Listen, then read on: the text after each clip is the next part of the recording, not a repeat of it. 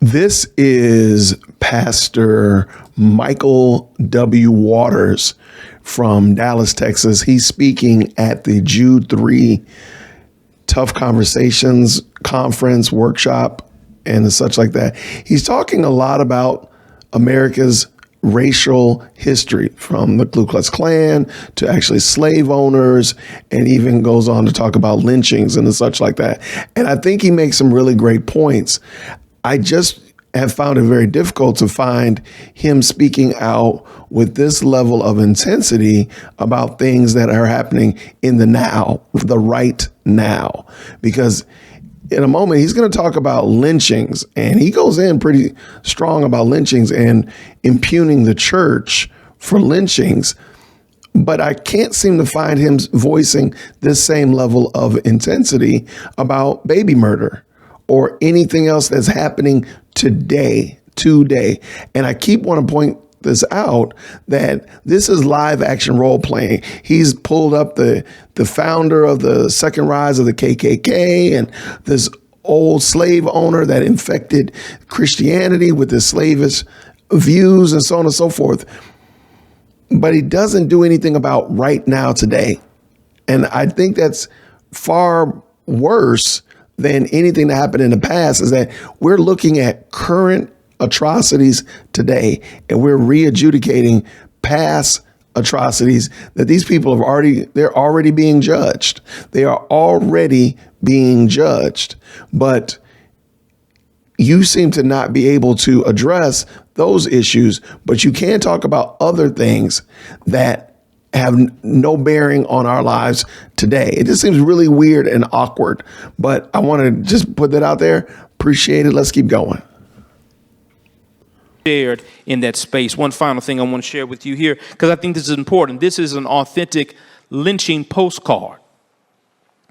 If you look on the face of this, you see the depiction of a black man hanging by his neck. These were popularized during the 20th century. Mass-produced images of black death. The importance of this postcard is when we know, when did most public lynchings happen? Most public lynchings happen on Sunday. So white worshipers left worship to kill black people for citizenship. But the reason that's important in 1790 is, up to that time, Puritan understandings of depictions of the divine permeate America, meaning that you don't have any artistic depictions of Christ. But around the time of this Naturalization Act, you all of a sudden see the emergence of the white Jesus. I really don't understand why he said this, because we can clearly see here that Jesus was depicted as a white man as early as 1350s. So to assume that it was only, rather to allude that it was only because of what was going on here in the United States that Jesus started to be depicted as a white man, that doesn't make sense. I mean, that's not true. I mean, we've seen other pictures and depictions of Christ as a white man or European or whatever well before what happened here in the United States. Keep also in mind that a depiction of Christ in any form is a violation of the first commandment. So many people wouldn't have done this.